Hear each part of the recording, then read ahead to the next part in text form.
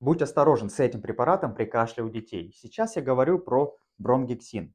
Бромгексин относится к отхаркивающим препаратам, то есть он увеличивает количество мокроты, делает ее более жидкой, чтобы нам было проще ее откашлять. Но что касается детей, есть свои особенности. Во-первых, их мокрота и так водянистая и легко откашливается. Во-вторых, их дыхательная мускулатура истощается быстрее, чем у взрослых, в результате чего эта мокрота застаивается и могут случиться осложнения. Подпишись и ставь лайк.